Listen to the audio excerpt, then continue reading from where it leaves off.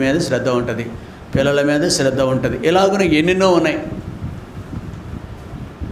అయితే అవన్నీ లోకంలో ఉన్న వారందరూ కూడా చేసేవి. వారికంటే మనము ప్రత్యేకమైన వ్యక్తులం, ప్రత్యేకింపబడిన వారు. ఇంగ్లీష్లో సెపరేటెడ్ పీపుల్, లోకం నుండి వేరు చేయబడ్డవాళ్ళు. వీఆర్ సెపరేటెడ్ ఫ్రమ్ వరల్డ్ అనమాట.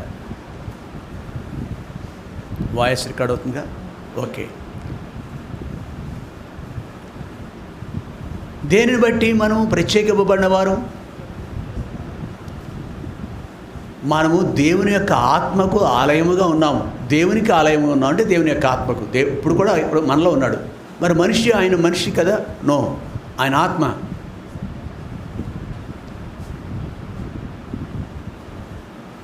సమూయేలు మొదటి గ్రంథంలో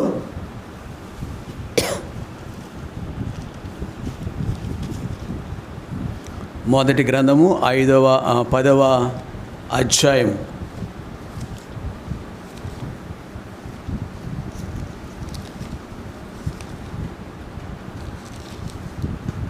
6వ వచనం.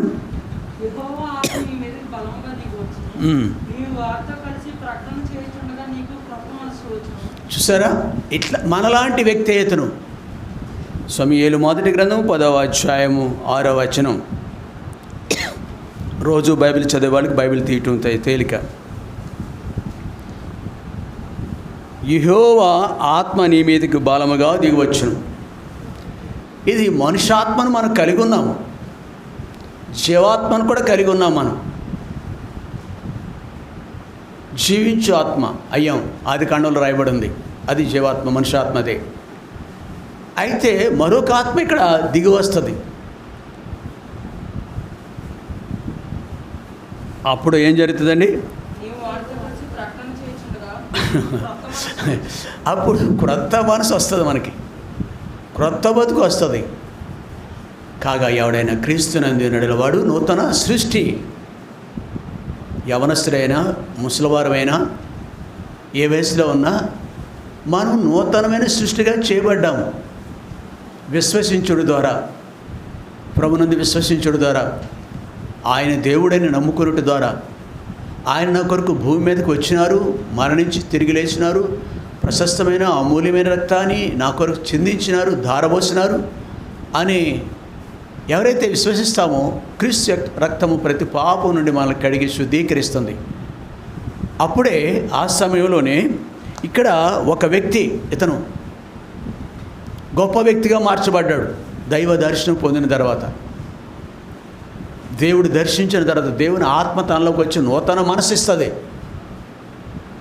పాతవి గతించేది, ఇవిగో సమస్తము దానికి గుర్తుది ఆత్మ.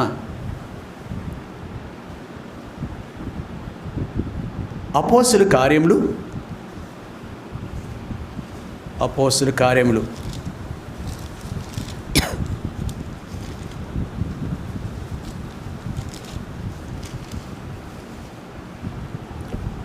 9వ అధ్యాయం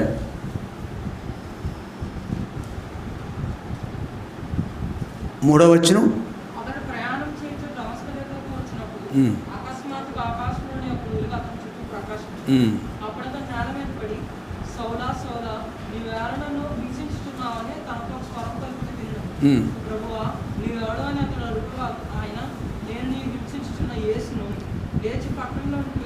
చాలండి. ఇక్కడ కూడా ప్రభువు దర్శించాడు, అక్కడ ప్రభు దర్శించాడు, ఇక్కడ కూడా మరొక వ్యక్తిని. నువ్వెవరవో, ఏం చేస్తున్నావో, నువ్వు ఎక్కడికి వెళుతున్నావో, కూర్చున్నావో, లేచావో, ఆయనకి మన గురించి తేటగా తెలుసు, మన ఆలోచనలు ఎలాగున్నాయో. ఇద్దరు మహామహులు చూస్తున్నాం మనం. క్రొత్త నిబంధనలో ఒక వ్యక్తి, పాత నిబంధనలో ఒక వ్యక్తిని.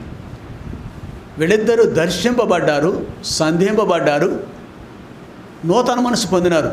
ఈ అధ్యాయంలో ముందుకెళ్తే ఈ వ్యక్తి గొప్ప, ప్రపంచానికి గొప్ప సాక్షిగా నిలబడినాడు. అనేక అద్భుతాలు చేశాడు దేవుని మహిమార్థంగా. మెట్టుకు ప్రియులారా, మరి ఈ అనుభవం మనకు కలిగి ఉన్నామా? ఆయన మిమ్మల్ని దర్శించాడా? మిమ్మల్ని రక్షించాడా? సమూయేలు ఎంత వయసులో ప్రభువుని అంగీకరించాడో తెలుసా? 15-16 సంవత్సరాల వయసులోనే. ఒక అబ్బాయి 8th క్లాస్ చదువుతుండగా రక్షింపబడ్డాడంట, బాప్తిసం తీసుకున్నాడు. అతని పేరు జెస్సీ పాలేము. అతను దేవుని కాడికి ఉన్నాడు. ఇప్పుడు వాక్యం కూడా చెప్తూ ఉంటాడు. ఇప్పుడు 18 ఏళ్ళు వచ్చిన ఆ కుర్రాడికి. ప్రభువుకు అప్పగించుకున్న విధమును బట్టి నీ వయసుతో పని లేదు ఇక్కడ. ఐఎమ్ ఏ సిన్నర్, నేను పాపిని. ఎప్పుడైతే ఇక్కడ ఈ మనుషుడు దేవుణ్ణి చూడట్లేదు, నువ్వెవరు అని అడుగుతున్నాడు. బాహ్య నేత్రాలు పని చేయట్లేదు. అపోస్తల కార్యాలు 9వ అధ్యాయంలో ఆంతర్యం కూడా పనిచేయట్లేదు. అంతరంగం కూడా పనిచేయట్లేదు. ఆ మనుషుడు ఒక దినాన్ని సంధించినప్పుడు కళ్ళు తెరవబడినాయి, మనోనేత్రం తెరవబడింది. ఆయన చూడగలిగినాడు, విన్నాడు స్వరాన్ని. ఆయన స్వరం కార్యం చేస్తుంది. ఆయనలో గొప్ప శక్తి, జీవం ఉన్నది. ఆ జీవము బహుకాలంగా రక్తస్రావం చేత యాతన పడుచున్న స్త్రీనిలోకి ప్రవేశించింది. ఆమె దేవుణ్ణి ఒప్పుకుంది, సాక్ష్యం ఇచ్చింది, నలుగురిలోకి వచ్చింది. ఒకనాడు యాకోబు బావి దగ్గర ఎవరు కనబడకూడదని ఒంటరిగా వచ్చింది ఒక స్త్రీ. యేసు స్వయంగా మాట్లాడినాడు. ఆయన జీవము మాటల ద్వారా ఆ స్త్రీలోకి వెళ్ళింది. దేవుని యొక్క ఆత్మ కూడా ఆ క్షణమందే దేవుని ఆత్మకు నిలయంగా మారిపోయినాయి. ఆ బతుకులు క్షణాల్లోనే మారిపోయినాయి. యాకోబు బావి దగ్గర స్త్రీ, రక్తస్రావం గల స్త్రీ. ఈ సౌలు అనే వ్యక్తి దమస్కు మార్గం ప్రయాణం చేస్తున్న ఈ సౌలు క్రొత్త నిబంధనలో. ఇంకొక సౌలు ఉన్నాడు పాత నిబంధనలో, రాజుగా చేయబడ్డాడు. అతను కూడా వాళ్ళు వెళుతున్నప్పుడు దేవుడు దర్శించాడు. మనల్ని కూడా దర్శించిన అనుభవం మనకుంది. ఎప్పుడైతే దర్శిస్తామో ఆత్మ తానే మీ పక్షమునుగా వసింప సఖ్యం కానీ మూలుగులతో ప్రార్థన ఒప్పిస్తాడు ఆయన. నీవు ఒప్పుకున్నావా నీ జీవితాన్ని? నీ పాపాన్ని ఒప్పుకున్నావా? పాత అలవాట్లోనే ఉన్నావా? పాతవి గతించాను. పాతది బాప్తిసం తీసుకుంటారు చాలామంది. అంటే పాత మనుషుడు చచ్చిపోయాడు, వాడిని పాత పెట్టేయండి అని దాని గుర్తుగా నీటిలో ముంచుతారు. ఆ అనుభవం మనకుందా? ఇంకా పాత ఇంకా పట్టుకుని పీడిస్తున్నాయా? డబ్బులు చేతికి దొరకగానే, డబ్బులు లేక కొన్ని అలవాట్లు లేవు మనకి. కొంతమందికి జీవితాలు ఎలా ఉంటాయి? డబ్బులుంటే అతనంత విర్రవీగే స్వభావం, దౌర్భాగ్య స్వభావం ఎవరికి ఉండదు. Be careful. దేవుడికి లెక్క అప్పగించాలి మనం. ఇక్కడ కూర్చున్న వారిలో ఎవరైనా దేవునికి నీ హృదయం పోతే ఇప్పుడైనా కానీ, ఎన్ని లక్షల మంది చనిపోయారండి ఇప్పటికే? 1 కోటి మంది అయిపోయారా ఏమో, ప్రపంచంలో అవ్వలేదు. తెగులు టోటల్గా ప్రపంచంలో చాలు చాలు. ఎంతమంది. మన హైదరాబాద్ నుంచి ఒక ఆయన ఫోన్ చేశాడు. ఆయన పేరు భూషణం. టెలిఫోన్స్లో వర్క్ చేసి రిటైర్డ్ అయ్యాడు. ఇప్పుడు అక్కడికి వెళ్ళిపోయాడు. వాళ్ళ కొడుకు ఒక ఆయన అమెరికాలో ఉన్నాడు. బోనీ క్లాస్మేట్, జీవన్ క్లాస్మేట్, పెద్ద కొడుకు. బేతనీపేటలో ఉండేవాడు చాలా కాలం. సొంత ఇల్లు ఉండేది, అమ్మేసుకుని హైదరాబాద్ వెళ్ళిపోయాడు. ఏంటండి అతని గురించి విన్నా నేను, ఎగిరిపోయాడంట, ఉష్కాకులు ఎగిరిపోయాడు. ఎవరో పేరు చెప్పంలేండి. ఏజ్ ఇంకా రాలేదు. నువ్వెంత, మనమెంత? జాగ్రత్త పడొద్దా? దేవుని రాజ్యంలో యుగయుగాలు ఉండుట కొరకు కేవలము హృదయం ఇస్తే చాలు, ఒప్పుకుంటే చాలు. నీ బ్రతుకు, మన బ్రతుకు. అప్పుడు ఆత్మ సమాధానం ఇస్తుంది. ఎఫెసీయులకు రాసిన పత్రిక. ఆత్మ కలిగించు ఐక్యతను కాపాడుకునుటేందు. ఈ ఆత్మ మొదటి అనుభవం ఏంటంటే నూతనమైన వ్యక్తులుగా చేయటం మాత్రమే కాదు, కానీ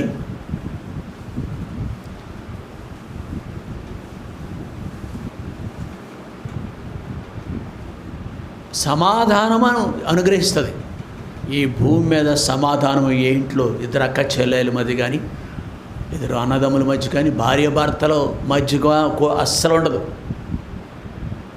కారము ఉప్పు దగ్గరే వ్యత్యాసం వచ్చేస్తుంది. కాబట్టి ఇలాగున ఏమాత్రమును సమాధానం లేని పరిస్థితులు ఎన్నో ఉంటాయి. రాజీ పడటం తప్ప అక్కడ నిజమైన సమాధానం అనేది కేవలము వ్యక్తిగతంగా ఎప్పుడైతే ప్రభుకి హృదయంలో చోటిస్తామో, మారు మనసు పొందుతామో, పశ్చాత్తాపడతామో, పాపం గురించి విడుదల పొందుతామో, ఆ క్షణం నుండి సమాధానకర్త యొక్క అధిపతి మీ హృదయంలోకి కావలి ఉండిన గాక.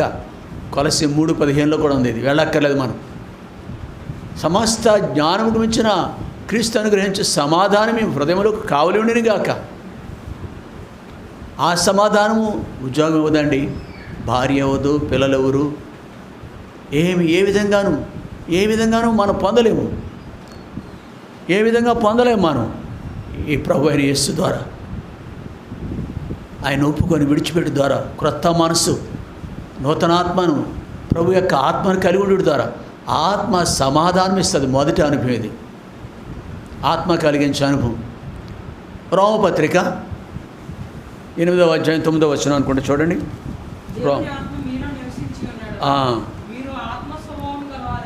అవును. ఇప్పుడు స్వభావం, నీ ఇదివరకు అమ్మ ఆలి అనేవాడిని, ఇంకా ఇష్టం వచ్చిన నోరు వాడేవాడిని, ఇలాగున ఇంకా పశువులాగా ప్రవర్తించేవాడిని. ఇప్పుడు నేను అలాగున ఉండను. దేవుని ఆత్మ మనలో ఉందా? ప్రభు ఆత్మ ఉంది మనలో? ప్రభు హృదయంలో చోటు ఉందా? ఆత్మ కలిగిన వాడివే నువ్వు. అబ్బా, తండ్రి, నాయన అని మొరపెడుతున్నామా? ఈ సెలవు దినాల్లో నెలల తరబడి ఎప్పుడు నీవు మన బ్రతుకులో వచ్చి ఉండేది ఎంత సెలవులు. ఒక ఉద్యోగికి ఇంత సెలవులు ఇస్తే ఎంత ప్రార్థన చేసి ఉంటాం. ఆ కొలమానంలో చేసాం మనం. అంతగా ఎక్కువ బైబిల్ చదవమా? నేను అనుకుంటున్నాను ఏంటి ఈ సంవత్సరం నేను పాత నిబంధన క్రొత్త నిబంధనలో 2 నెలల ముందుకు వెళ్ళిపోతున్నాను. అంటే సంవత్సరానికి ఒకసారి బైబిల్ కంప్లీట్ చేయాలనే తలంపు, ఆశ నాకు ఉంటుంది. 4 రోజులు కాదు, 10 రోజులు కాదు, 2 నెలల ఇంకా ముందుకు వెళ్ళిపోతున్నాను. బహుశా ఇక్కడ నాకు పని లేదు కాబట్టి ఏ పని ఉంది నాకు, ఇంకా బైబిల్ చదువుకోవడమే పని. డస్ట్ గాల్లో వస్తుంది మనకి, అది నాసికా రంధ్రాల దగ్గరికి వస్తుంది. అందుకే కొన్నిసార్లు దగ్గు వస్తుంది మనకి డస్ట్ వల్ల. అంత దుమ్ము ఉంటుంది ఇక్కడ ప్రతి చోట. మనసు పెట్టగలిగినామా? మన ఇంట్లో ఇళ్లలో కలతలు లేవా? ప్రభువును చూసి తగ్గించుకుంటున్నామా? నెమ్మది ఉందా నీకు? సమాధానం ఉందా మనకి? మోకాళ్ళు ఇద్దరు కలిసి మోకరించగలుగుతున్నాము మనం? మోకాళ్ళు వంగవు, పెద్ద వయసు, కుర్చీ మీద లేదు మంచం మీద కూర్చుని ఎదురు బదురుగా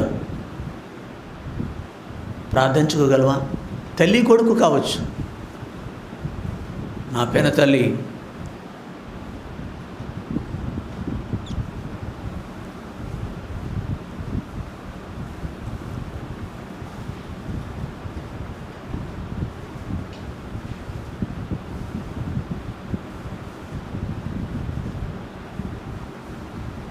ప్రార్థనకి పిలిచేది ఆవిడ. భర్త ఏకీవించిన, పిల్లలు ఏకీవించకపోయినా ఒక్కతే కోడిగుడి దీపాలు అంటారు. అట్లే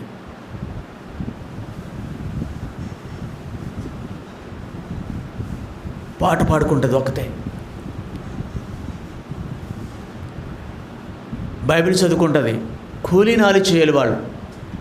ఆస్తున్న వాళ్ళు కానీ కూలీనాలి పనులు అంటే పగలంతా సొంత పొలము మరో పొలంలో ఉన్న వాళ్ళు పనిచేస్తారు. అందరికీ పొలాల పొయ్యితో వండి పెడుతుంది. 10 మంది పిల్లలు. బైబిల్ మాందు. ఎంతమంది తల్లుడికి ఉంది? మీ పిల్లలు పిలిచే అలవాటు ఉందా మీకు? నీ ఇంట్లో టీవీ ఉంది, డబ్బు బాగా ఉంది, కానీ ఏ తండ్రి పిలుస్తున్నాడండి రండి ఫ్యామిలీ ప్రేయర్ అని? సిగ్గు అవమానం లేదు మనకి, సిగ్గు లేదు మనకి. 4 ఏళ్ళు లోపలికి వెళితే మనకి కలహాలు తప్ప ఏముంటాయి మనకి? నేను గొప్ప అంటే నేను గొప్ప, నోరు మూసుకొని నీవు నా మాట వినాలి. కాబట్టి ప్రియ సహోదరి, మన జీవితాలు ఎలా ఉన్నాయి?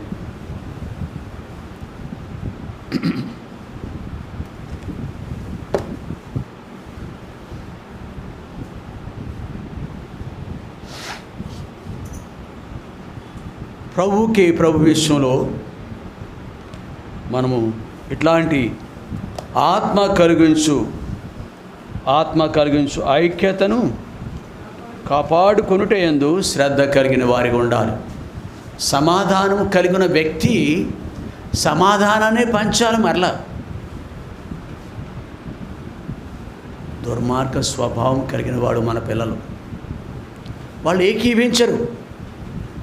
ఆయనను పుణ్యవతి కానీ నేను కానీ ఏం చేయాలంటే, నువ్వు కూర్చోవాల ముందు, దేవుడికి లెక్క అప్పగించాలి ప్రతిరోజు గురించి. నువ్వు సమాధానం ఉంది, దేవునితో సమాధానం ఉంది, కుటుంబంతో సమాధానం కర్తకును పరిచయం చేయాల. కూర్చున్నా కూర్చోకపోయినా, ఒక తల్లిని గురించి చెప్పాను మీకు నేను. ఆమె నడిపించింది బిడ్డలను, కొద్దిమందిని ప్రభు దగ్గరికి. చాలామంది లోబోదిబో అంటున్నారు, తలలు కొట్టుకుంటున్నారు. పిల్లలు నాశనానికి వెళ్ళిపోతుంటే, పరుగులాడుతుంటే డబ్బును లక్ష్య పెట్టారు, ఇంకోటి సుఖ సౌఖ్యాలు లక్ష్య పెట్టారు. పిల్లలను మాత్రం మంచిగా పెంచే విషయంలో లక్ష్య పెట్టలేదు. నా ఉద్యోగం అనుకుంది, ఉద్యోగం అనుకున్నాడు, పిల్లలు పెంచే విషయంలో మనం తప్పిపోయినాం. ఈ దుర్దినాలు దేవుని దాసుడు దైవజనుడు వాక్యం 2 రోజులు అందించారు మొన్న ఆన్లైన్లో. నేను విన్నాను. అంటే వెంకటరత్న గారు ఓన్లీ సేవకుడికి అది ఉద్దేశించింది. అంశము శాశ్యం, మిగిలిన వారు అని అర్థం. కాబట్టి ఇప్పుడు విశ్వాసులు కూడా, చాలామంది విశ్వాసులు ఎగిరిపోతున్నారు ఈ మధ్యకాలంలో. సేవకులు భేదం లేదు. దైవజనుడు చెప్పిన మాట ఏంటంటే, శాశ్వం మిగులుతుంది అంతే. శాశ్వము విశ్వాసుల్లో ఏమి, సేవకుల్లో ఏమి, ప్రభువు నమ్ముకున్న వారిలో ఏమి, వాళ్ళకి దేవుడు కాపుదలిస్తాడు. వాళ్ళని ఉంచాలని దేవుని యొక్క ఉద్దేశం. ఒక సహోదరి నాతో అంది విని, ఇలాగ తీసుకెళ్ళిపోయాడా ఆ దేవుని సేవకుడిని, ఇలా అనుమతించాడా?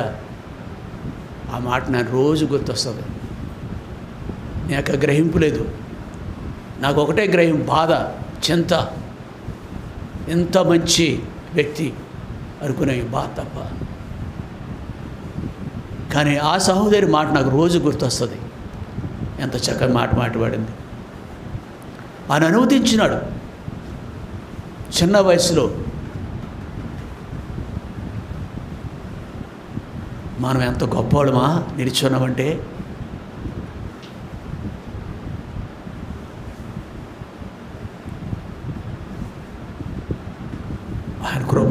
ఆయన కృప మనల్ని బలపరుస్తుంది, నడిపిస్తుంది. సమాధానం అనే బంధం పంచుదాం, మన ఇంట్లో పంచుదాం. ఐక్యత కాపాడుకోవటానికి ప్రయాసపడ శ్రద్ధ కలిగి ఉండాలి. It's not so easy, it's not joke. ఆత్మ కలిగించు ఐక్యతను కాపాడుకోవాలి. ఆత్మ మన మధ్య ఐక్యత ఇచ్చింది, పర్వాలేదు, ప్రభు కాపాడుతాడు. దూరం కూర్చుందాం, మాస్కులతో ఉందాం, వాళ్ళ దగ్గర కూడా కొన్ని జాగ్రత్తలు ఉన్నాయి. ఆత్మ ఐక్యత కలిగించింది. భయాలు ఉన్నాయి, కళ్ళ ముందు చూస్తున్నాం అనేకమైనవి. No no no problem. మన జాగ్రత్తలు మనకున్నాయి. ప్రభు ఉండనే ఉన్నాడు. ఆయన అనుమతిస్తే సరే, అది వేరే సంగతి. ఇది ఆత్మ అలాగున అనుకున్న మనకు ఐక్యత ఇక్కడ కలిగి ఉన్న ఆత్మ కలిగించిన ఐక్యత. ఆత్మను బట్టి వచ్చాము ఇక్కడికి, శరీరాన్ని బట్టి కాదు. శరీరం, కులము, శరీరం, మతము, శరీరము, కుటుంబం అని అంటుంది. ఇది అని చెప్పును, నా కుటుంబం అని. ఆత్మ కాదు. ఎవరైతే ప్రభు రక్తంతో కడగబడ్డారో వాళ్ళంతా ఒకే ఆత్మను కలిగి ఉన్నారు. ఒకే ఆత్మను కలిగి ఉన్నాం మనం. ఆత్మ సంబంధమైన పాత్రలోనేదో త్రాగుతున్నాం మనం. ఆత్మ సంబంధమైన రొట్టెని తీసుకుంటున్నాం మనం. కనుక ఆత్మ కలిగించు ఐక్యత కొరకు మనం పాటుపడాలి. ఆత్మ కలిగించు ఐక్యతను ఎప్పుడు పాడవుతుందంటే, ఎప్పుడు నష్టం కలుగుతుందంటే, ఇక్కడ తేటగా రాయబడం. త్వరగా వెళ్ళాలి, మనం ముగించుకుందాం టైంలోనే. ఇక్కడ 3వ వచనం చదవండి. కాదు నాన్న, శ్రద్ధ కలిగిన వారై ప్రేమతో ఒకరినొకడు. ప్రియులారా, ఇక్కడ సహనం అనేది ప్రేమ ఎప్పుడైతే ఉంటుందో అప్పుడు ఉంటుంది. నేను అత్తగారిని, నో. నేను అమ్మను, నో. నేను భర్తను, నో. నువ్వు సహించే వ్యక్తిగా ఉండకపోతే నీకున్న అవి దేవుడు నిన్ను దేవుని బిడ్డగా కూడా అంగీకరించడం. ప్రేమ ఉండాలి. ఎక్కడ? కోడల దగ్గర. ఎక్కడ? అత్త దగ్గర. బైబిల్లో కొంతమంది బుద్ధి నేర్పించలేక మనకు రాయబడి ఉన్నాయి. మంచం మీద పడి ఉన్న వారిని చూసి వచ్చేది ఆ దగ్గర. తన కొరకు 100,000 ఖర్చు పెట్టి వారిని బట్టి ప్రేమ అంతా ఉందో అనేది తెలుస్తుంది మనకి.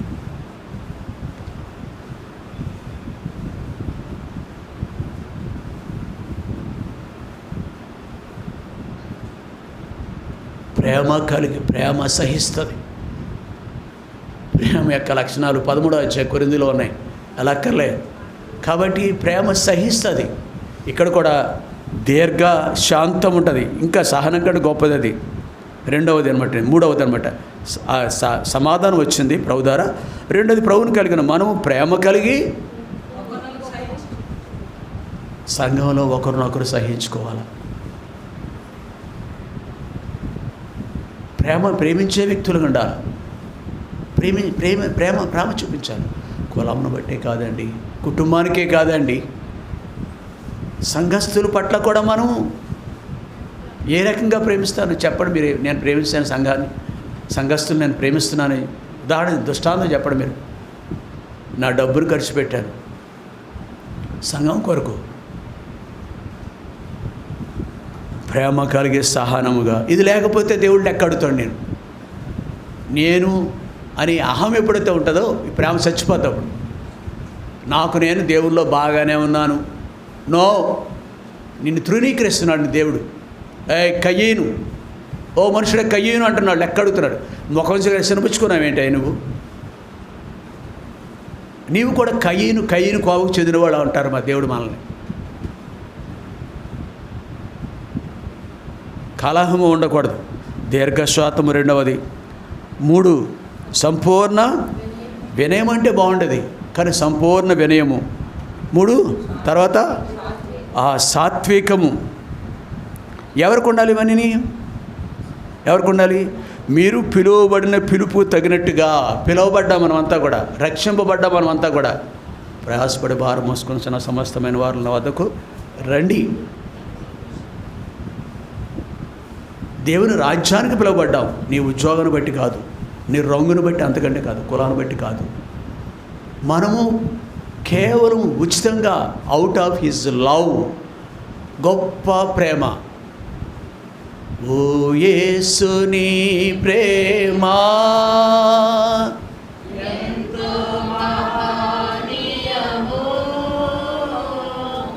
ఆకాశ తారా పర్వత సముద్ర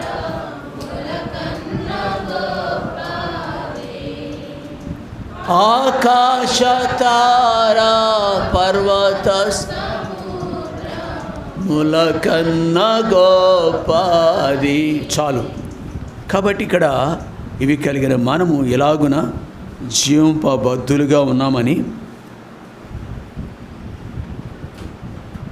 ఎలాగున జీవించబద్ధులుగా ఉన్నామని, అప్పుడే ఆత్మ కలిగిన దానవు నువ్వు, దేవుని బిడ్డవు నువ్వు. అప్పుడే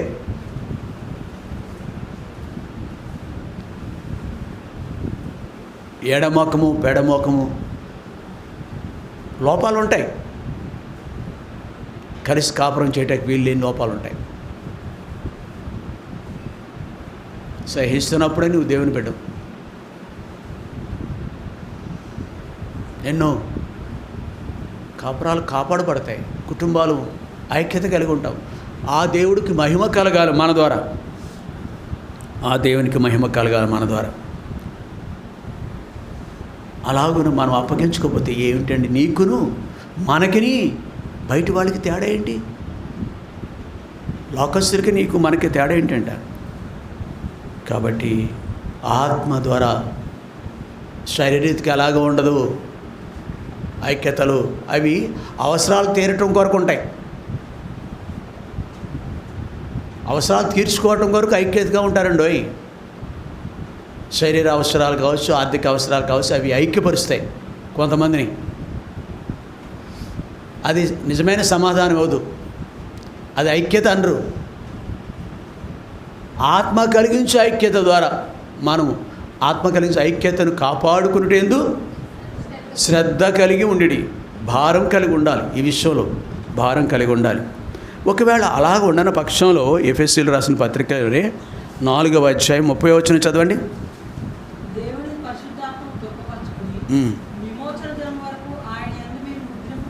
ఎప్పటి వరకు మనం దేవునిలో ఉండాలి? ప్రభు రాకడ వరకు, మన మరణ పర్యంతరము.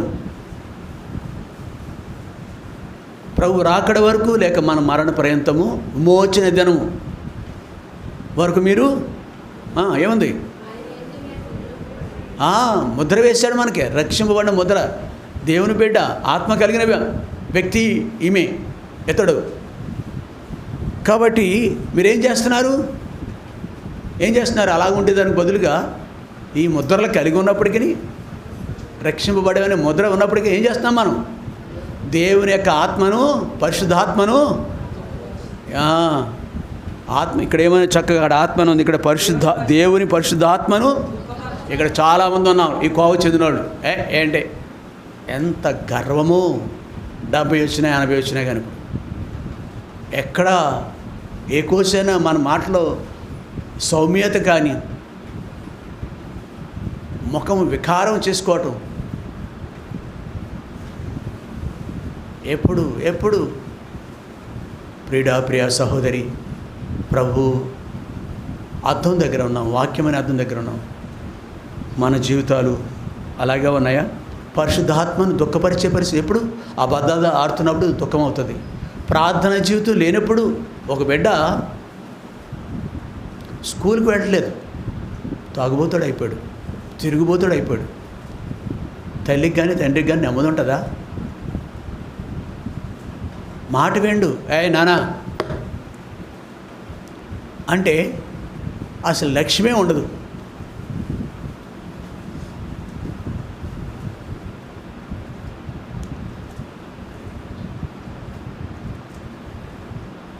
ఫోన్ చూడటానికి ఇచ్చిన సమయము ఎంత? పగలు రాత్రులు. ఒక్క క్షణం కూడా ఈ ఫోన్కి ఎడబాటు ఉండదు. జోసెఫ్ గారిని అడగాలి, ఫోన్ ఎంత వాడతాడు ఆయన. నేను ఉద్యోగస్తుని కాబట్టి అంకుల్ అలా వాడుతున్నాను. నీ ఉద్యోగం పాడు కాదు.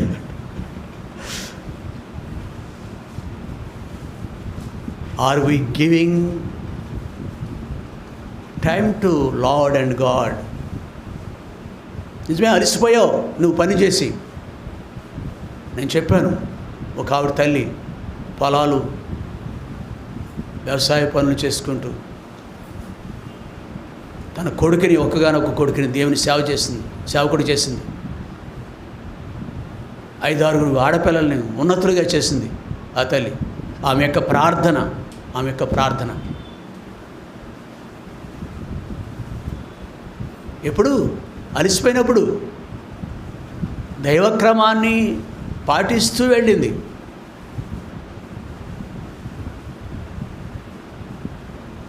మన కుటుంబాన్ని మారుస్తుంది. ప్రియుడా, పరిశుద్ధాత్మను దుఃఖపరచకుండా మనం దేవునికి అప్పగించుకోవాల్సిన అవసరత ఉన్నది. కాబట్టి చూడు, అదే అక్కడే అధ్యాయం 31వ వచనం, దాని క్రింద ఈ పరిశుద్ధాత్మను ఎప్పుడు దుఃఖపరుస్తారు, ఎవరు దుఃఖపరుస్తారు తెలుసా? ద్వేషము, కోపము, క్రోధము, అలరి, దూషణ, సకలమైన దుష్టత్వము. ఎవరితో చెప్తున్నాడు ఈయన ఈ మాటలు? ఇక్కడున్న వాడితోనే చెప్తున్నాడు. బలలో పాలు పొందేవాడితో చెప్తున్నాడు. ఎఫెసీలో ఉన్న సంఘంతో చెప్తున్నాడు ఈయన. హెబ్రోన్లో ఉన్న సంఘంతో చెప్తున్నాడు ఈయన. ఆకాశం ఉన్న పరిశుద్ధాత్మ దేవుడు, మన మధ్య ఉన్న పరిశుద్ధాత్మ దేవుడు. కోపబడు కానీ పాపం చేయకూడదు. నీకు మనస్తాపం చెందవలసిన పరిస్థితులు ఉంటాయి, ఇంట్లో నొప్పించే పరిస్థితులు ఉన్నాయి, నిన్ను నొప్పించారు. అయినను ఎవరు కొడుకు, ఎవరు భర్త, భార్య, అయినను. కాబట్టి ద్వేషము, కోపము, క్రోధము, అలరి, దూషణ, ఇవి ఎవరిలో ఉంటే వాళ్ళు పరిశుద్ధాత్మ దుఃఖపరుస్తారు. ఇవి ఎవరిలో ఉంటే వాళ్ళ సమాధానం కరువవుతుంది. ఇది మొదటి సత్యం. ఆత్మ కలిగించు ఐక్యతను కాపాడుకునే విషయంలో శ్రద్ధ కలిగి ఉండాలి. ఇవి లేకుండా చూసుకోవాలి. అవి కలిగి ఉండాలి. ఏవి? ప్రేమతో సహించుట, దీర్ఘశాంతము, ఇంకేమున్నాయి అమ్మా? సంపూర్ణమైన వినయముతోనూ సాత్వికంతోనూ. ఇవి ఉండకూడదు, అవి ఉండాలి. బాధ చేయటం తేలికే కానీ వినటం కూడా అంతకంటే తేలిక. కానీ ఇవి మనము కలిగి ఉండటం అనేది క్రియారూపంగా అనేది మనం కలిగి చూసుకోవాల్సిందే. మరో రెండవ తలంపు కొరకు ముందుకు వెళ్ళిపోదాం. కొన్ని నిమిషాలు. కొరింథీయులకు రాసిన రెండవ పత్రిక 8వ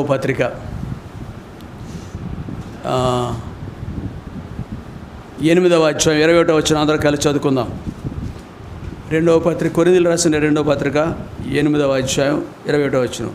ఎలా అనగా ప్రభు దృష్టి యందు మాత్రమే గాక మనుషుల దృష్టి యందును యోగ్యమైన వాటిని గూర్చి శ్రద్ధగా ఆలోచించుకొనుచున్నాము. ఇక్కడ కూడా శ్రద్ధ కలిగి ఉండాలి. అరే, మన పక్క వాళ్ళు ఏమనుకుంటారు? రోడ్డు మీద ఏంటి వాళ్ళ పిల్లలు రోడ్డు మీద నిలబడతారు, తిరుగులాడుతున్నారు ఈ కరోనా టైంలో. అంటే ఇతరుల గురించి కూడా ఆలోచించాలి మనం. కొన్ని విషయాలు అంటే ఇతరులకు జడుస్తూ జీవించమని కాదు, కానీ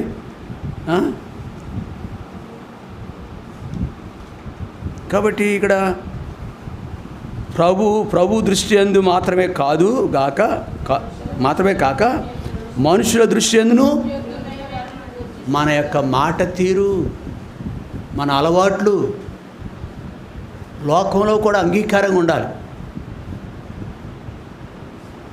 బయట మాట్లాడుకునే తీరు మనుషుల దృష్టి యందు కూడా ప్రభు దృష్టి యందు యోగ్యమైనవి. ఫిలిప్పీలకు రాసిన పత్రిక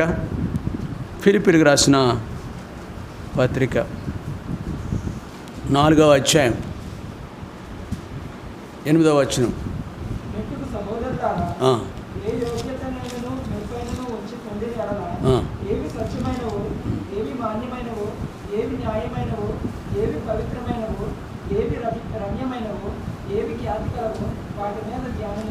వాటి మీద శ్రద్ధ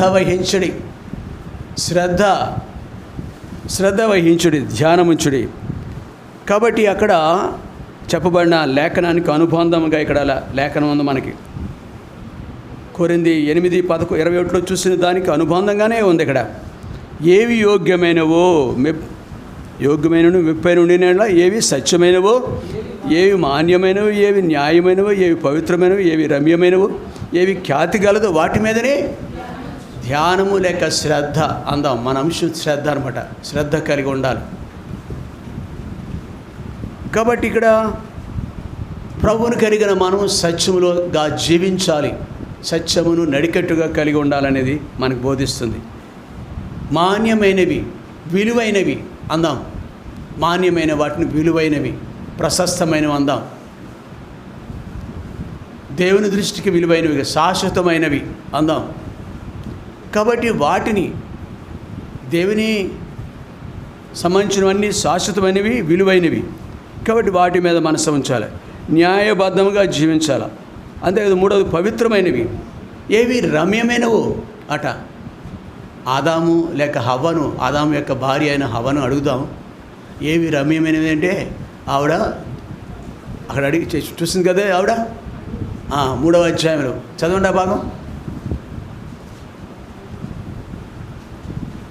ఆదికాండం 3వ అధ్యాయం 8వ వచనం చదువు.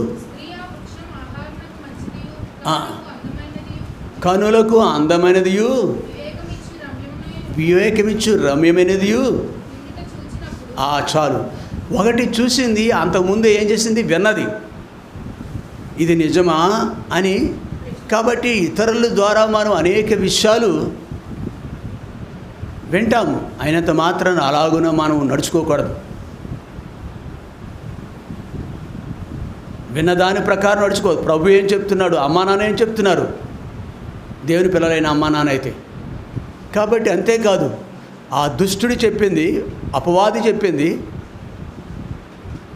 విన్నది, దేవుడు చెప్పాడు దయతో ఆ ఒక్క వృక్షము తప్ప మీరన్నిటినీ నిరభ్యంతరముగా ఎంజాయ్ చేయండి. ఇది మాత్రం వద్దు, ఇది నిజమా, ఇది అట్టి అబద్ధం అని అన్నది. ఆ దుష్టుడు చెప్పిన దానికే రమ్య ఎందుకు ఎక్కడ ఏంటి ఆ కన్నులకు నీకు ఆకర్షణీయంగా ఉందని కాదయ్యా బాబు, నీకు ఆకర్షణీయంగా ఉందని కాదు. కనులకు అందమైనది, ఆ రమ్యమైనది. కాబట్టి ఎలాగోనా మనం అయితే దేవుని దృష్టికి ఇది విలువైనది. ఈ సమయం ప్రార్థనా సమయం విలువైనది, మాన్యమైనది. కాబట్టి ఆ దృష్టితో మనము మన జీవితాన్ని గడపవలసిన అవసరత ఎంతైనా ఉన్నది అని లేఖనాలు మనకు జ్ఞాపకం చేస్తున్నాయి. బైబిల్ ప్రకారం ఏది రమ్యమైనదో అట్లాంటి వారు అట్లాంటి వారు చూడండి, కొరింథీయులకు రాసిన 2వ పత్రిక 4వ అధ్యాయం 18వ వచనం చదువుకుందామా.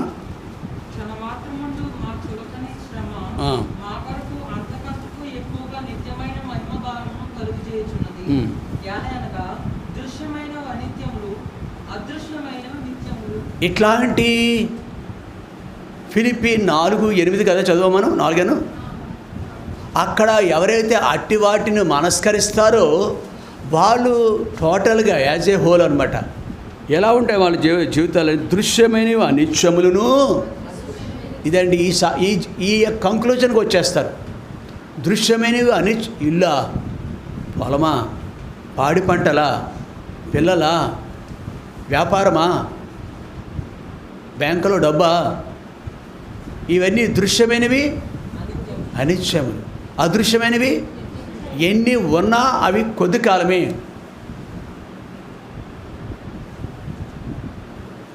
ఎన్ని ఉన్నా అవి కొద్ది కాలమే.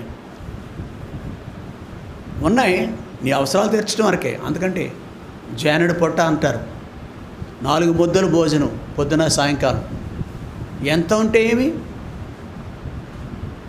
1 కోటి రూపాయలు ఇల్లు అంటాం, 10 కోట్లు ఆస్తుంది నాకు అని చెప్పుకోవచ్చు మనం. ఎంత ఏమిటి నీ అనుభవం? ఏం చేస్తావు దానివల్ల? ఉష్కాకి కదా మన జీవితాలు. గాలికి ఎగిరిపోతున్నాయి ఏ క్షణాన్ని. ఆఫ్టర్ ఆల్ ఏ ఫేవర్.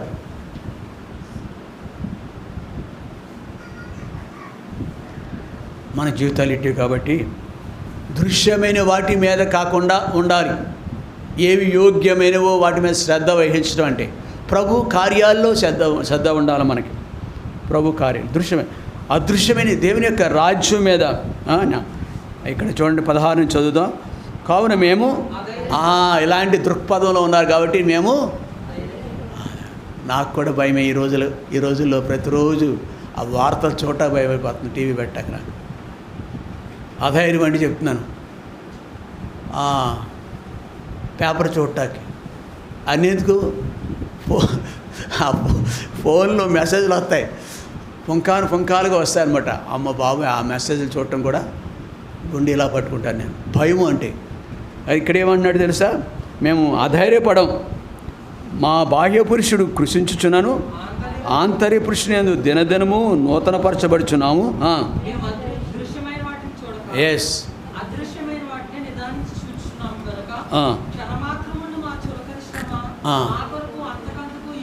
కాబట్టి ఎలాంటి పరిస్థితుల్లో వెళుతున్నప్పటికీ ఇక్కడ దేవుని యొక్క దాసులు లేక దేవుని యొక్క పిల్లలు సంఘం యొక్క దృష్టి అంతా కూడా దేవుని మీద ఉన్నట్టుగా మనం చూస్తున్నాము. అలాగున మనం జీవింపబద్దు. మరొక ఇక్కడ దైవజనుడు అలా ఉంది. అంతేకాదు మనం వెళ్ళక్కర్లేదు కానీ యోబు గ్రంథంలో మొదటి అధ్యాయంలో 21వ వచనం అనుకుంటా ఏముంటుంది అక్కడ? అంతా అయిపోయిన తర్వాత యెహోవా ఇచ్చెను. ఎక్కడుంది మనసు? ఏవి మాన్యమైనవో, ఏవి ఖ్యాతి గలవో, ఏవి రమ్యమైనవో, ఏవి న్యాయమైనవో వాటి మీదే మనసు పెట్టాడు ఈయన. యెహోవా ఇచ్చెను. అదృశ్యమైనవి అనిశ్చయములను, అదృశ్యమైనవి. ఇది యోబు యొక్క దృష్టి. రోమపత్రిక 3వ అధ్యాయం 35వ వచనంలో మరొక దైవజనుడు కనిపిస్తాడు మనకు, మరొక వ్యక్తి. రోమా 8:35 చూద్దాం త్వరగా.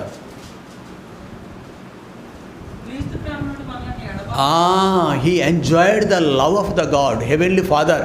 పరమందున్న దేవుని యొక్క ప్రేమ ఎట్టుతో ఎరిగినాడు. ఆయన ఉంటే నాకు చాలేదు. పిల్లల, భార్య, భర్త, సంఘమా ఏమో ప్రభువే పిలుస్తున్నాడు. ప్రభు దగ్గరికి వెళ్ళాలి నిశ్చయించినాడు. ఆయన తీర్మానం చేశాడు. అరే అయ్యో అంటాం మనం కొందరి విషయంలో. ఏది ఏమైనా ప్రభుకి అప్పగించుకోవాలి మనం. అలా ఇక్కడ క్రీస్తు ప్రేమను ఈయన అంటున్నాడు, ప్రభు ప్రేమ నుండి ఏది అన్నాడు. ఇక్కడ ఆయన్ని యేసు ప్రభు నుంచి అనేకుల్ని దూరపరిచేసినవి చాలా ఉన్నాయి. ఇక్కడ లిస్ట్ ఇస్తున్నాడు ఆయన కింద. శ్రమ, బాధ, హింస, కరువు. ఇవి ఈ రోజులు కరువు రోజులు. ఇవి అయ్యా పనికి వెళ్తున్నావా? లేదు. ఉద్యోగానికి వెళ్తున్నావా? లేదు. జీతం వచ్చిందా? లేదు. ఇవన్నీ నో కరువు రోజులు. కరువు అయినను డబ్బు, బట్టలు కూడా కష్టమైపోతుంది. ఆ దోబి ఇక్కడ ఆ చాకల అబ్బాయి, ఒక అబ్బాయి, మన క్షమించండి అన్యత భావించొద్దు. ఇక్కడ మన వీధిలో ఒక అబ్బాయి ఉంటాడు. అబ్బాయి ఇస్త్రీ పెట్టి చేస్తాడు. ఏమయ్యా ఏంటి విషయాలంటే, ఏముందండి బట్టలు ఎవ్వరు ఇవ్వట్లేదండి. కొన్ని నెలలుగా ఎవరు బట్టలు ఇవ్వట్లేదండి. బయటికి వెళ్ళట్లేదు, పిల్లలు వెళ్ళట్లేదు, అమ్మా నాన్నలు కూడా బయటకు వెళ్ళరు. కరువు వచ్చిందంట ఆయనకి, బాధ వచ్చిందంట ఆయనకి. ఆయన ఒక్క ఉదాహరణ చెప్పాను మీకు నేను. మన జీవితాలు అక్కడ కూర్చున్న వారి జీవితాలు ఎన్ని రీతులుగా. ఇప్పుడు ఏది నన్ను ఇంకా బాబు కొత్తటికి వచ్చారు ఒకడు చంపేస్తా ఖడ్గమైనను. కింద ఇంకా లాస్ట్లో ఉంటుంది చూడండి, చివరి వచ్చినాళ్ళు. అదొద్దు. మారణమైనను, దేవదూతలైనను, ప్రధానులైనను, ఉన్నవైనను, రాబోవునైనను, అధికారులైనను, ఎత్తైనను, లోతైనను. అబ్బా, సృష్టిలో ఏదియు ఇదండి.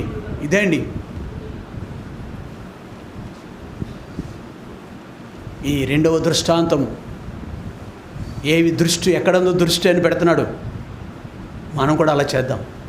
మనం దేవుని పిల్లలం, మనం కూడా అలా చేయాలి.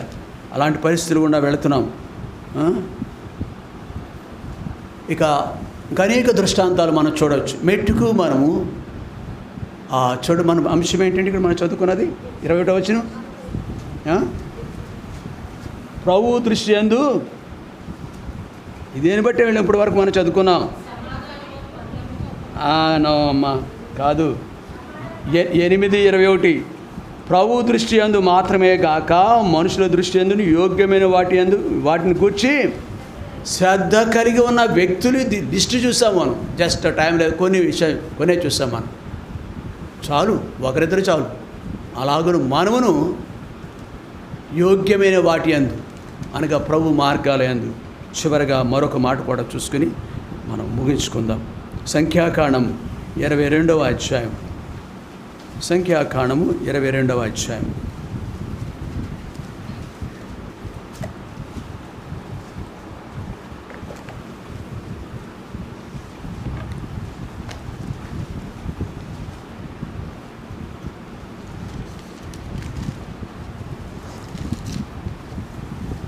ఇరవై 22వ అధ్యాయం 12వ వచనం.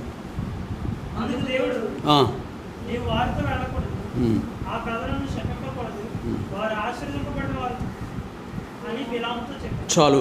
దేవుడు ఒక వ్యక్తితో మాట్లాడుతున్నాడు. దేవుడు మాట్లాడువాడు. నీ స్వరము వినిపించు ప్రభువా, దాసుడాలకించు. నీ స్వరము వినిపించు ప్రభువా, నీ దాసుడా. చాలు. కాబట్టి ఎప్పుడు కూడా తన పిల్లలతో తను దమస్కు మార్గంలో వెళుతున్న మనుషుడితో ఇష్టం లేదు. దేవుడు అంటే ఇష్టపడ్డు. ఆ మనుషుడు మాట్లాడినాడు. సౌలుకి ఎవరో దేవుడు తెలీదు, మాట్లాడినాడు. యెష్షయి కుమారుడైన సౌలు అక్కడ కీసు యొక్క కుమారుడు అతను, అవునా కదా? కీసు యొక్క కుమారుడైన సౌలు. ఇక్కడ క్రొత్త నిబంధనలో ఆ సౌలు వేరు. కాబట్టి ఇక్కడ ఆనాడే కాదండి, ఈనాడు కూడా మనతో కూడా మాట్లాడుతున్నాడు. దేవుని దాసులు వాక్యం చెప్తున్నాడు, మనతో మాట్లాడతాడు. నిత్యం మాట్లాడతాడు. వాక్యం చదువుతప్పుడు మాట్లాడతాడు. ఎప్పుడో రేరుగా అవసరమైతే స్వప్నాల ద్వారా కూడా మాట్లాడతాడు. కరెక్ట్ పద్ధతి ఒకటి దేవుని దాసులు, 2 వాక్యమే. వాక్యంతో మాట్లాడితే కరెక్ట్ పద్ధతి. దేవుడు మాట్లాడే దేవుని దాసులు చెప్పేటప్పుడు వాక్యాధారంగా మాట్లాడతారు. కాబట్టి అది 2 పద్ధతిలో దేవుడు మాట్లాడేవి కరెక్ట్. చిత్తం, దేవుని యొక్క చిత్తం, అలాగా దేవుని చిత్తం తెలుస్తుంది 2 విధాలుగా మనకి. ఇక్కడ దేవుడు మాట్లాడుతున్నాడు. అతను సామాన్యుడు కాదు. దేవుని స్వరం నిత్యం వింటాడు అంటున్నాడు. మరలా 19వ వచనం అండి.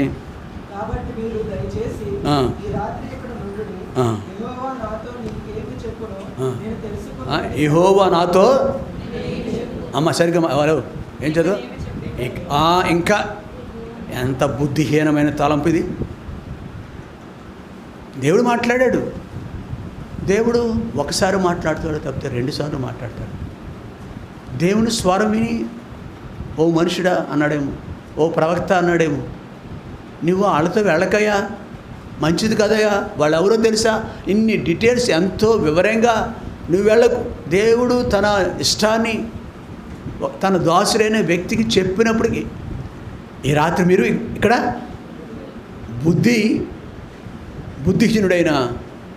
బుద్ధిహీనంగా ప్రవర్తిస్తే మనుషుడు, దేవునికి విధేయత చూపించిన మనుషుడు, దేవుని భయభక్తులు సన్నగిలిపోయిన వ్యక్తులు ఇక్కడ ఎవరైనా ఉన్నారు. అలాగా దేవుడు మాట్లాడుతున్న నిర్లక్ష్యం చేస్తారు. అదేముందలే, గద్దింపు నిర్లక్ష్యం చేస్తారు. లోవట్టు మానేస్తారు. వినయం చూపించరు. సంపూర్ణ వినయం అంట, దీర్ఘశాంతం అంట, అవి లోపించిన వ్యక్తి మనుషుడు. ఇంకా సరే, మీరు వచ్చారు కదా, 2వసారి 3వసారి 4వసారి ఆ మనుషులు శోధిస్తున్నారు. అతను శోధన గుండా వెళుతున్నాడు. ఈ మనుషుడు మరలా ఏం చేశాడు తెలుసా? అతను శోధింపబడ్డాడంటే అర్థం ఉంది. దేవుని శోధిస్తున్నాడు. వారిలో అనేకులు దేవుని శోధించి అరణ్యంలో రాలిపోయారండి. దేవుని శోధించొద్దు మనం ఎప్పుడు కూడా. దేవుడు స్పష్టంగా మనతో మాట్లాడుతున్నప్పటికీ అలాగును నడుచుకోకుండా మన ఇష్టం చొప్పున చేస్తామే, అది ఎంత కీడుకైనా కారణమవుతుంది. దేవుని ఎంతో భారంతో దేవుడు మనతో ఉద్దేశిస్తారు. ఆయా రీతులుగా మాట్లాడుతున్నాం. ఇదే చూపించాలా, వినయం కావాలా, లోబడాలా. ఇంకాను ఆయన ఏమైనా మాట్లాడతాడని చూద్దాం. అది ఎంత కీడుకి తీసుకెళ్ళింది చూడండి ఈ మనుషుని. 22వ వచనం. ఏంటి తర్వాత ఏమన్నాడు తెలుసు? వెళ్తా వెళ్ళబోయా, చిక్కగా నన్ను ఇబ్బంది పెట్టుకు, నువ్వు పోతే పో అన్నట్టుగా మాట్లాడాడు. ఇంకా ఏం మాట్లాడతాడు ఆయన అన్నప్పుడు దేవునికి ఇంకా స్తుతిస్తున్నాడు కదా దేవుడిని. దేవునికి ఇష్టం లేదు అనేది మొదటే తెలిసిపోయింది మనకి. అయితే అప్పుడు దేవునికి ఇష్టం లేకుండా వెళ్తున్నాడు కాబట్టి ఇక్కడ 22వ వచనం, అతడు వెళ్ళుచుండగా ఇష్టమై వెళ్ళమన్నాడా, ఇష్టం లేకుండా వెళ్ళమన్నాడా? నువ్వు నన్ను శోధిస్తున్నావయ్యా. కాబట్టి యెహోవా దూత అతనికి విరోధి అయి త్రోవలో నిలిచి,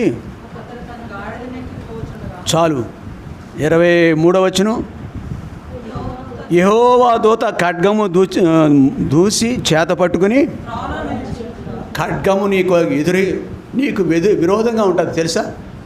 ఖడ్గము ఎదురొస్తుంది నీకు. దేవునికి విరోధంగా ఉంటే మనకేం ఎదురొస్తుంది? ఖడ్గం ఎదురొస్తుంది, మానం ఎదురొస్తుంది. మరొక రీతికి చెప్పాలంటే అలాగే ఖడ్గం చేత చంపబడ్డ ఈ వ్యక్తి. ఇక్కడ లేఖనం ద్వారా మనం గ్రహించవలసిన సత్యం ఏంటంటే, దేవుడు మాట్లాడేవాడు. మాట్లాడుతున్నప్పుడు మనము నేల వరకు వంగి ఏమనాలి? చిత్తము. కష్టమేది. వ్యాధి బాధలు కూడా మనం తీసేయమని అడుగుతాం. పౌలు అంత గొప్ప వ్యక్తి, ప్రభువా నిశ్చితమైతే దీన్ని తీసివేయవా?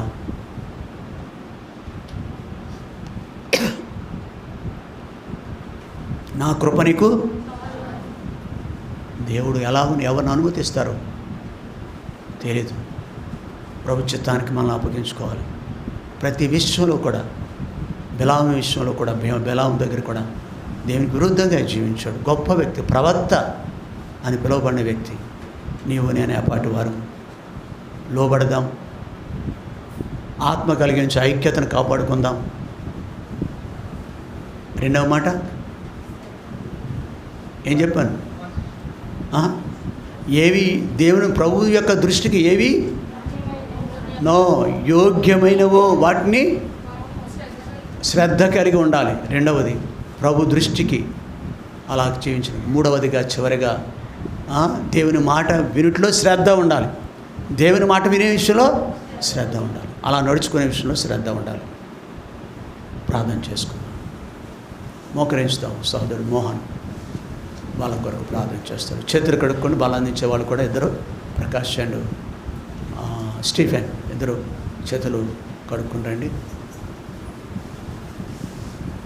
బలం అందించే సహోదరుడు కూడా చేతులు కడుక్కోండి.